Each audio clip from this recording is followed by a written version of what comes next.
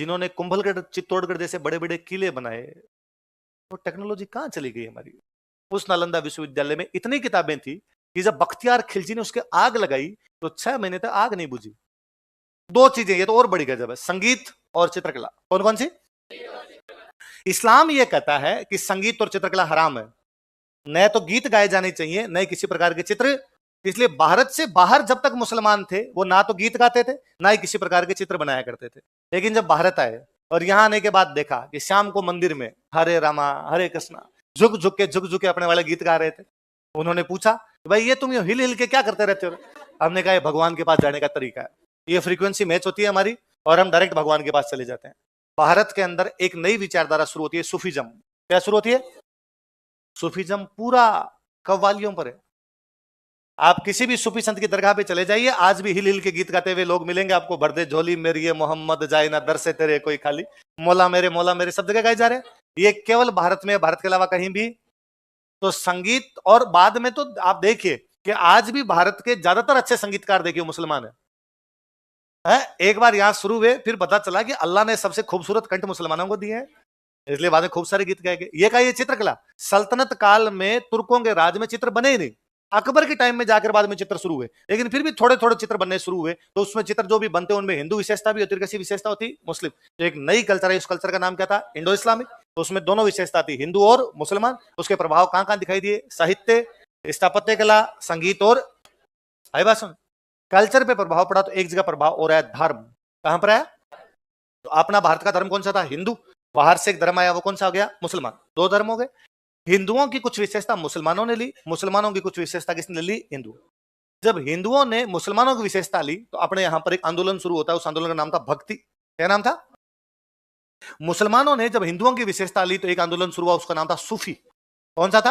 आप सुनो, देखो मैं बताता हूं। हिंदुइज्म पूरी तरीके से संगीत पर, जो भक्ति भावना थी, संगीत पर आधारित थी। भगवान के भजन गाइए, भगवान के भजन गाएंगे तो भगवान राजी होंगे, इसलिए सूफीजम में भी वो भक्ति वाली बात है। और सूफीजम इतना हिट रहा कि अजमेर के ख्वाजा मोइनुद्दीन चिश्ती की दरगाह पर मुसलमान जाते होंगे कम, हिंदू जाते हैं। एक बार की हो सकता है आप कोई मस्जिद देखो और यदि आप हिंदू हो तो आपको लगेगा कि यार मस्जिद ये तो मुसलमानों की, अपने यहां पर नहीं है। पर पीर बाबा की दरगाह में हम ये नहीं सोचते। कौन से पीर बाबा की दरगाह, कौन थे कौन नहीं थे, हम सारे वहां पर जा रहे हैं, सारे वहां पर धागे बांध बांध के आ रहे हैं, सारे करें हम प्री पास करवा दे है। तो पीर बाबा की दरगाह पे सारे जा रहे हैं। ये पीर बाबा वाली दरगाह का जो आंदोलन है, आंदोलन कौन सा है? भारत में आके इस्लाम अपना एक लिबरल रूप लेता है। वो जो उसका लिबरल रूप था, उस रूप को क्या कहा जाता है? जिसमें हिंदुओं की खूब सारी विशेषताएं आ गई। ठीक ऐसा ही हुआ जब बाहर से तुर्क आए, तो तुर्कों ने हमारे यहाँ पर आके मंदिर तोड़ने शुरू किए, मूर्तियां तोड़ने शुरू की, क्योंकि वो मूर्ति पूजा करते नहीं थे। तो उनका ये मानना था जो मूर्ति पूजा करते हैं वो लोग भी सही नहीं है, हम इनको सिखाएंगे, अब मूर्ति पूजा क्या करवा देंगे? बंद। जब मूर्तियां टूटने लगी तो लोग बड़े दुख में गए। लोगों को लगा यार मूर्ति में अपना भगवान है, और यदि भगवान को तोड़ दिया, भगवान को नहीं बख्शा, भगवान भी खुद की रक्षा नहीं कर पा रहा, तो अपनी रक्षा कौन करेगा? हम कुछ संतों के पास गए, उन संतों के नाम थे जाम्बो जी, उन संतों के नाम थे जसनाथ जी, उन संतों के नाम थे कोई तेजा जी, उन संतों के नाम थे रामदेव जी, उन संतों के नाम थे मीराबाई, उन संतों के नाम थे कबीर, उन संतों के नाम थे दादू। हम उनके पास गए, हमने उन संतों को जाकर, तुम तो इंटेलिजेंट बंदे हो, तुम बताओ बिना मूर्ति के पार कैसे पड़ेगी? ये तो मूर्तियां तोड़ गए। और तब उन्होंने कहना शुरू किया कि पत्थर पूजे हरी मिले तो मैं पूजूं पहाड़, ताते तो चाकी भली पीस खाए संसार। पत्थर पूजे हरी मिले, यदि मूर्ति पूजने से भगवान मिलते हो तो मैं पूजूं पहाड़, तो पूरी जलाना डूंगरी पूज दे। ताते तो चाकी भली, उससे अच्छा तो पत्थर की चाकी है। पीस खाए संसार, कम से कम आटा पीस के तो खा लेते हैं। मूर्ति में भगवान है, घट घट में भगवान है, कण कण में भगवान है। इसलिए भगवान की भक्ति के लिए आपको मंदिर जाने की आवश्यकता नहीं है, पंडित जी की आवश्यकता नहीं है, दान दक्षिणा की आवश्यकता नहीं है, मूर्ति की आवश्यकता नहीं है। घर पे बैठ के राम राम राम राम राम राम कर लोगे तो भी भगवान मिल जाए। हमारे और भगवान के बीच में डायरेक्ट एक रिलेशन है, भक्त और भगवान के बीच सीधा संबंध है, उसके लिए बिचौलियों की कोई आवश्यकता, वो कहलाती है भक्ति। क्या कहलाती है? भक्ति करो, भगवान मिल जाएंगे। मंदिर जाने की आवश्यकता, मूर्ति पूजने की आवश्यकता, ये इस्लाम का सिद्धांत था, बिना मूर्ति की भगवान। ये कहीं ना कहीं कंसेप्ट इधर भी आया अपने थोड़ा बहुत। तो हिंदुओं का मुसलमानों में जो प्रभाव दिखाई देता है वो तो है सूफी। मुसलमानों का हिंदुओं पर जो प्रभाव दिखाई देता है वो कौन सा? नेगेटिव ये थी कि जब बाहर से वो लोग आए थे तो भारत में दो बड़ी संस्कृतियां थी, एक तो हिंदू और एक बौद्ध। कौन कौन? हिंदू बनाते अपने मंदिर, बौद्ध बनाते अपने मठ। बौद्ध क्या बनाते? मोनेस्ट्री। बाहर से जो लोग आए उनका मानना था कि मूर्ति पूजा होनी, दूसरे धर्म के लोग होने नहीं चाहिए, इसलिए उन्होंने हिंदुओं के मंदिर तोड़े, बौद्धों के क्या तोड़े? कोई चीज तोड़ेंगे तो ये पॉजिटिव बात है कि नेगेटिव? इससे कल्चर बढ़ेगी कि डिक्लाइन करेगी? हिंदू फिर भी संभल गए, लठ ले लिए, सामने खड़े हो गए कि मंदिर नहीं टूटने देंगे। हो सकता है सामने वाले कई बार तगड़े पड़े, तोड़ गए, लेकिन खूब सारी जगह उन्होंने मंदिर बचा भी। बौद्धों के साथ समस्या थी। बौद्धों का मूल सिद्धांत था अहिंसा। क्या था? और तुर्कों को अहिंसा का ए नहीं आता था, आगे आगे बढ़ जाता था। उनको केवल क्या आती थी? क्या विडंबना है कि जो धर्म भारत में शुरू हुआ वो भारत में नहीं है। बौद्ध भारत से शुरू हुए, नेपाल में है, भूटान में है, चाइना में है, श्रीलंका में है, बर्मा में है, इंडोनेशिया में, ताइवान में, हांगकांग में, मकाऊ में, कोरिया में, जापान में, थाईलैंड में, मलेशिया में, भारत में नहीं। अपनी मूल भूमि से कोई धर्म यदि उखड़ खड़ा हुआ तो उसमें तुर्कों का बड़ा योगदान है। बुद्धिस्ट कल्चर पूरी तरीके से भारत से क्या हो गई, या तो बुद्धिस्ट तिब्बत की तरफ चले गए, लामा उधर चले गए ज्यादातर जो थे, या वापस हिंदू बन गए। इधर ही आ गए कि बात ठीक है, इन वाले में आ जाते हैं, इधर अपने वाले में सीधी सीधी पार उनकी पड़े, तो भारत के अंदर बौद्ध नहीं बचे बाद इसका। हालांकि मुझे एक बड़ा ये भी लगता है कि उधर से जो लोग आ रहे थे, बाहर अरब से जो लोग आ रहे थे, वो भारत तक आए, मंदिर वंदिर तोड़ते हुए आए, बीच में जो कल्चर आई वो सारी मिट गई। अफगानिस्तान पूरी टाइम में किसी टाइम में बुद्धिस्ट था, खत्म ही हो गया, लड़ नहीं पाए, खत्म हो गई पूरी तरीके से। पाकिस्तान का एक बड़ा हिस्सा उधर चला गया, भारत में लोग लड़ लिए, भारत में लोग लठ लेके खड़े हो गए, इसलिए भारत में पूरी तरीके से सिस्टम चेंज नहीं हुआ। और भारत में इतना मुकाबला करना पड़ा उस बाहर वाली ताकत को कि वो भारत में ही रह गए, आगे नहीं जा पाए। इसलिए आगे वालों की कल्चर साबुत है।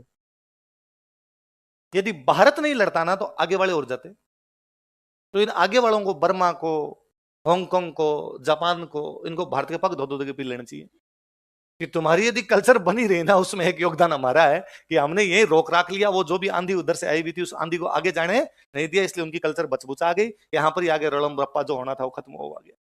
एक और गजब का नुकसान जो हुआ वो ये हुआ कि जब मंदिर तोड़े गए या मठ तोड़े गए, तो मंदिर और मठ हमारे लिए केवल पूजा का केंद्र नहीं थे। ये नहीं थे कि हम उनमें जाके अगरबत्तियां कर रहे थे, वो हमारी स्कूल्स थी, वो हमारे विश्वविद्यालय थे, वो उस समय के हमारे कॉलेज थे। पंडित जी उनमें बैठते थे। पंडित का मतलब ही विद्वान है। आज भले ही हम किसी जाति से जोड़ देते हैं, बाकी नॉर्मली पंडित का मतलब क्या है? पोथी पढ़ पढ़ जग मुआन पंडित भयानक कोई। इसका मतलब पोथी पढ़ने से पंडित बनता है। तो पंडित का मतलब क्या हुआ? विद्वान व्यक्ति। तो विद्वान लोग थे, वो पढ़ाया करते थे। जब मंदिर टूटे तो हमारा वो एजुकेशन सिस्टम जो था ना, वो पूरी तरीके से कोलैप्स कर गया। आप किसी भी देश में कुछ भी खत्म कर दो, उस देश की संस्कृति नहीं मरेगी। और यदि उस देश का एजुकेशन सिस्टम समाप्त कर दोगे तो उसकी संस्कृति अपने आप ही क्या हो जाएगी। मैं कई बार सोचता हूं कि यार वो महान लोग जिन्होंने कुंभलगढ़, चित्तौड़गढ़ जैसे बड़े बड़े किले बनाए, वो टेक्नोलॉजी कहां चली गई हमारी? वो किताबें जिनमें लिखा होगा कि वास्तु सार में क्या है, देव मूर्ति प्रकरण में क्या है, वो हमारी किताबें खो गई। इसलिए वो पूरी कल्चर ही चली गई। हम जानते नहीं उसके बारे में क्या आगे कैसे होना था, कैसे नहीं होना था। मैं अभी इन पिछले 2-3 दिनों से अनुपम मिश्र सर को पढ़ रहा था। अनुपम मिश्र भारत के एक बहुत अच्छे पर्यावरणविद हुए, जिन्होंने जल पर बहुत अच्छा लिखा, पर्यावरण पर बहुत अच्छा लिखा। तो मैं आज उनकी कोई एक लाइन पढ़ रहा था, तब मैं पढ़ रहा था कि दुनिया में जहां जहां मरुस्थल है वहां वहां जनसंख्या नहीं रहती। अपवाद है राजस्थान, कि मरुस्थल है फिर भी एक बड़ी जनसंख्या वहां पर रहती। क्या कारण है कि जहां मरुस्थल होता है वहां जनसंख्या नहीं रहती? कि पानी। मनुष्य की बेसिक नीड क्या है? पानी। और जब पानी नहीं होगा तो वहां पर लोग कैसे रहेंगे? पर हमारे लोग ऐसे थे जिन्होंने उस समय पानी के सोर्स बना लिए। हम जो परसों बात कर रहे थे कि राजस्थान के गांव गिनिए, इंटू 3 कीजिए, उतने हमने क्या बना लिए? वो टेक्नोलॉजी पूरी समाप्त हो गई। अब हम जानते ही नहीं कि तालाब कैसे बनाया जाता है। मैं वो बुक पढ़ रहा था, अनुपम मिश्र सर की बुक, कभी आप भी समय मिले तो पढ़ना, आज भी खड़े हैं तालाब, आज भी खड़े हैं। तो उसमें लिख रहे थे कि यार उस तालाब को बनाने के लिए कोई ज्यादा नाप जोख की आवश्यकता नहीं थी। कुछ अभ्यस्त आंखें, कुछ अभ्यस्त हाथ, एक लंबे समय की प्रैक्टिस के बाद, एक लंबे समय के एक्सपीरियंस के बाद वो लोग बता दिया करते थे यार यहां पानी का ढलान सही है और यहां बना लिया जाए, यहां पानी मीठा निकल जाएगा। अभी भी गांव में खूब सारे लोग हैं जो ये बता देते हैं यार यहां कुआं खोदो, यहां पानी मीठा निकलेगा। अब हम कहते हैं इनको बहाव आते हैं, इनको बहाव आते हैं, इनमें देवता थे, वो एक्सपीरियंस है उनका, लंबे लंबे समय का जेनेटिक है हमारे अंदर, कि हमें पता चलता है कि यार ऐसा ऐसा कुछ जमीन है उसके अंदर ये सब हो जाएगा। क्योंकि हम बहुत इस मामले में नंबर लोग थे, हमने हमारी हर सफलता का श्रेय भगवान को दिया। इसलिए यदि मुझे पता चलता है कि यहाँ पानी मीठा है तो भी मैंने कहा कि मैं कौन हूं करने वाला, ये सब ऊपर वाला करवा रहा है। बाबू जी महाराज की, तेजाजी महाराज की, रामदेव जी महाराज की छाया आती है और वो मेरे को बताते हैं यहाँ पर पानी मीठा है, यहाँ पर नहीं। है ना। हम उन देवताओं से दौड़ लेते हैं या देवताओं से शक्ति प्राप्त करके वो बताते होंगे हम, पर पता तो चलता है ना। आज भी जब पता चल रहा है तो पहले तो खूब सारे लोगों को पता चलता है। और आज भी आप तो पुराने तालाब देखिए जाके, आप राजसमंद झील यदि 500 साल के बाद आज भी पड़ी है, जयसमंद झील इतने सालों के बाद आज भी पड़ी है, कुंभलगढ़ का किला कौन कब बनवा के गया हमें नहीं पता, पर दीवारें टूटने का नाम नहीं ले रही। हम कितना ही अच्छा मकान बना लेते हैं, तीसरे साल पपड़ियां उतरती है और हम कहते हैं सीलन आ गई इसमें। क्यों आ गई भाई सीलन? उनमें तो नहीं आ रही। वो हमारी जो शिक्षा की पद्धति थी वो मिडेवल पूरी खा गया। वो बीच वाले टाइम के अंदर हमारे उन आक्रमणों के अंदर कहां चली गई हमें कुछ भी पता। बीच में वाले में चली गई, अंग्रेजों ने आगे वापस संभालने की कोशिश की तो उन्होंने अपनी लगा दी। पीछे वाली पता नहीं थी, अपने वाले लगा गए, हम फिर वो खिचड़ी बन के रह गए। इसलिए हमारा जो कोई शहर है, उस शहर में बीच में कहीं कोई तालाब रहा होगा। धीरे धीरे वो तालाब, हम पहले हर साल उस तालाब की सफाई करते होंगे, धीरे धीरे उस तालाब की सफाई करनी हमने बंद कर दी, तो तालाब भर गया। भर गया तो उसके ऊपर हमने मकान बना लिए, उसके ऊपर हमने बिल्डिंग्स खड़ी कर ली। अब हम कहते हैं कि शहर में वर्षा के दिनों में पानी भर जाता है। अरे वो तालाब था, पानी आएगा वहां, किसी भी प्रकार से पानी रुकेगा। जमीन की ढाल तो वही है, आप जमीन की ढाल कैसे खत्म कर दोगे? पहले यहां पर पानी इकट्ठा होता था, फिर मैंने कहा कि इसको जहां पर ये पानी इकट्ठा होता वहां पे तालाब था, मैंने कहा इसमें मिट्टी डालो और मिट्टी डाल के इस पे एक बिल्डिंग बना दो। मैंने बिल्डिंग बना दी, और पानी का प्रवाह तो ये रहेगा। फ्लो कैसे तोड़ दूंगा मैं पानी का? बारिश कम हुई तो चूंकि पानी का प्रवाह भी कम होने लग गया, पानी का प्रवाह कम होने लग गया तो हमें लगा ठीक है थोड़ा बहुत पानी बरसात के दिनों में था हम निकाल देंगे। बाढ़ मेरे में एक साल बाढ़ आ गई, बहा के ले गया सब कुछ। क्योंकि पानी अपना मार्ग कभी नहीं भूलता, वो अपना मार्ग जानता है। वो 1000 साल बाद में भी आएगा तो उसी मार्ग से आएगा, दूसरे मार्ग से नहीं आएगा। आपने मकान बना लिए थे, आपने उसका रास्ता रोक लिया तो उसने कहा रास्ता नहीं रोकने दूंगा, मेरे रास्ते में जो आएगा मैं उखाड़ फेंकूंगा। एजुकेशन सिस्टम पूरा स्पॉइल कर दिया गया हमारा। तो ये जो हम कहते हैं कि अजमेर में एक संस्कृत पाठशाला थी, उसका नाम था सरस्वती कंठाभरण, तोड़ दी गई। एजुकेशन ही तो खत्म हुई है। हम आगे पढ़ाऊंगा तब हम पढ़ेंगे। जालोर में जगह भीनमाल यूनिवर्सिटी थी उस टाइम, यहाँ की यूनिवर्सिटियां खत्म की है। हम पढ़ेंगे धारा नगरी, धारा नगरी पढ़ेंगे हम कि आपके मालवा के अंदर धारा नगरी नाम की जगह है, वहां पर सरस्वती पाठशाला हुआ करती थी, वो तोड़ दी गई थी। और बड़ा सा उदाहरण, ये नाम आपने नहीं भी सुना, नालंदा। नालंदा, नालंदा विश्वविद्यालय में, नालंदा विश्वविद्यालय वो विश्वविद्यालय था जिसमें उस समय आर्ट्स, कॉमर्स और साइंस अलग अलग थी, जिसमें उस समय हॉस्टल फैसिलिटी थी, जिसमें उस समय इंट्रेंस एग्जाम हुआ करता था, और एग्जाम को 10 में से 2 लोग ही पास कर पाते थे। 8 तो इंट्रेंस एग्जाम में फेल हुआ करते थे उसके। उस नालंदा विश्वविद्यालय में तिब्बत से, बर्मा से, मलेशिया से, इंडोनेशिया से, बाहर से लोग पढ़ने के लिए आते थे। उस नालंदा विश्वविद्यालय में इतनी किताबें थी कि जब बख्तियार खिलजी ने उसके आग लगाई तो 6 महीने तक आग नहीं बुझी। 6 महीने तक वो दुख दुख करता रहा था वहां पर। कितनी ज्ञान की कितनी सारी किताबें समाप्त कर दी होगी। उस ज्ञान को हम कंटिन्यू नहीं कर पाए, हमारी शिक्षा व्यवस्था का पूरी तरीके से क्या हो गया पतन। दिया होगा पहले कभी कि लेबनन, लेबनन के सीरिया, सीरिया लेबनन के साइड एक बहुत अच्छे फिलोसोफर हुए खलील जिब्रान। खलील जिब्रान की वो एक कहानी है कि एक बार शैतानों के राजा ने एक मीटिंग बुलाई। शैतान, शैतान समझते हो? बदमाश भाई, एक देवता और दूसरे कौन है? शैतान।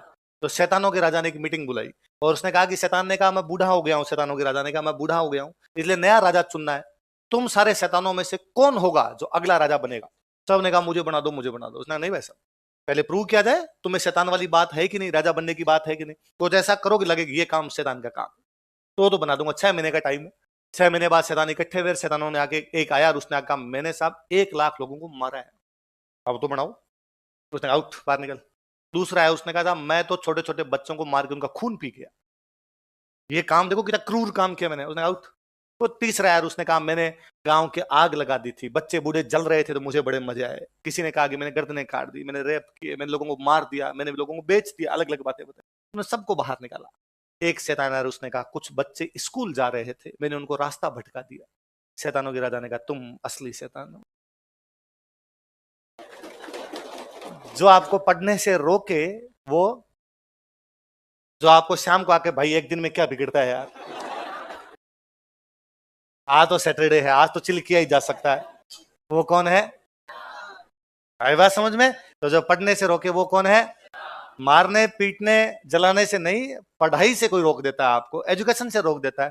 तुर्क इस मामले में शैतान निकले, और तुर्कों ने आके अपने पूरे स्कूल तोड़ दिए। ये उस टाइम के कोरोना थे, जब कोरोना ने स्कूल बंद किया आपके, इन्होंने भी क्या कर दिए थे उस टाइम आगे सारे के सारे क्या पढ़ते रहते थे फालतू की चीजें, कोई नहीं पढ़ना। मुझे लगता है टापर तो राजी होंगे, टापर ओ मुझे आ गए, स्कूल जाना पड़ेगा। अरे हम लंबे सीनियरियों में जब हम देखते हैं तब लगता है कि नहीं यार, बिना एजुकेशन के कुछ भी नहीं। और किसी भी देश को जब उसके एजुकेशन से काट दिया जाए तो देश कभी भी उतनी प्रगति नहीं कर पाएगा जितनी की जानी चाहिए। तो मिडिवल हमारे लिए इस मामले में खतरनाक रहा कि एजुकेशन पूरी तरह से स्पॉइल हो गई। अंग्रेजों वाले मामले में एजुकेशन तो आई वापस, पर एक नई प्रकार की आ गई जिसमें हम अभी तक भी एडजस्ट नहीं कर पा रहे, कि उसके अंदर हमारी वाली चीजें दूसरे वाली चीजें वो मिक्स नहीं कर पा रही आपस के अंदर। हमारी जो पुरानी चीजें थी वो पुरानी पूरी तरह से कोलैप्स कर गई। उन किताबों में क्या था, आज जब वो वेद पुराण उपनिषद या उस टाइम का जो फिलोसॉफी देखते हैं तब लगता है कितने इंटेलिजेंट लोग थे जिन्होंने उस समय वो सारी बातें बता दी। आप साउथ इंडिया देखिए, कभी नॉर्थ इंडिया में देखा सारे मंदिर तोड़ दिए अपने, साउथ इंडिया में अभी तक पड़े हैं क्योंकि नॉर्थ इतना लड़ा कि साउथ की तरफ वो गए नहीं ना। ये भी साउथ को नॉर्थ का वरदान है कि नॉर्थ खूब लड़ लिया, नॉर्थ लड़ा तो फिर उनको उधर जाने का ज्यादा मौका मिला नहीं। आप साउथ इंडिया के वो देखिए, एक पहाड़ लिया। भाई नॉर्मली हम मकान कैसे बनाते हैं, हम मकान बनाने का तरीका होता है नींव, उसमें पत्थर या उसमें ईंटें, फिर वो भर गया, फिर भरने के बाद चबूतरा, चबूतरे के ऊपर दीवारें, दीवारों के ऊपर छत, छत के ऊपर दूसरा मकान। यही तो तरीका है, नीचे से ऊपर। साउथ इंडिया के मंदिर ऊपर से नीचे है। यार क्या कैलाश खूब सारे कि उन्होंने एक पत्थर लिया, एक पहाड़ लिया, कोई एक पहाड़ था, ये एक पहाड़, उन्होंने ऊपर से काटना शुरू किया। यहीं से इसका शिखर बनाएंगे, यहीं से इसकी दीवारें बनाएंगे, यहीं से इसका दरवाजा बनाएंगे, यहीं से इसकी मूर्ति बनाएंगे, यहीं से इसका प्रदक्षिणा पथ बनाएंगे, यहीं से इसका नीचे कोई चबूतरा बनाएंगे, यहीं से इसकी सीढ़ियां बनाएंगे। एक ही बाटा है, दूसरा कुछ ही नहीं, उसी को काट रहे हो। और कितने मजबूत बनाए कि जो एलोरा वाला मंदिर है इसको तोड़ने के लिए औरंगजेब ने सेना भेजी, सेना वापस आई और उसने कहा नहीं टूट रहा।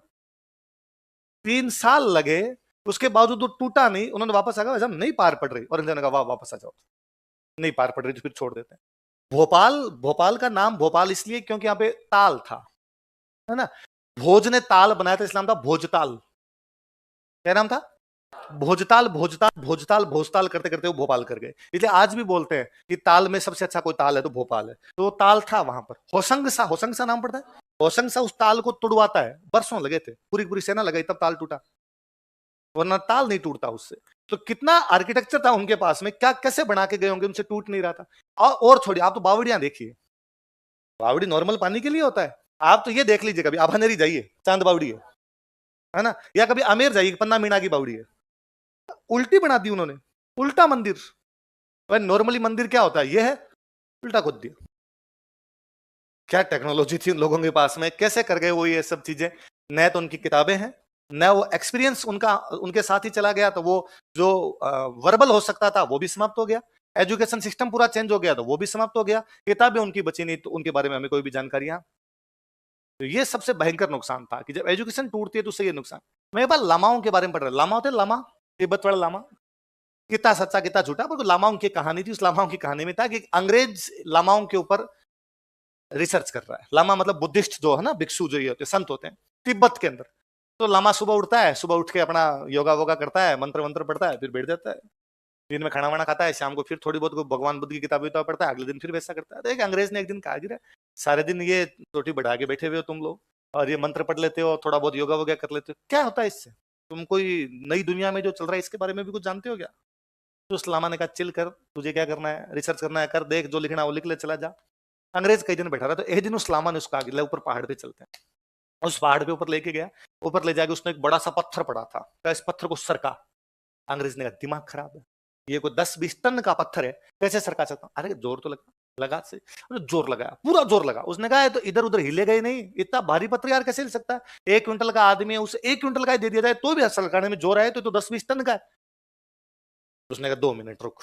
उस लामा ने 2-1 मिनट तक कोई मंत्र पढ़ा, फिर कहा अब कर इसको। उसने उठा लिया उसको पत्थर को, उसने बाद में कहा रख दे, उसने रख दिया।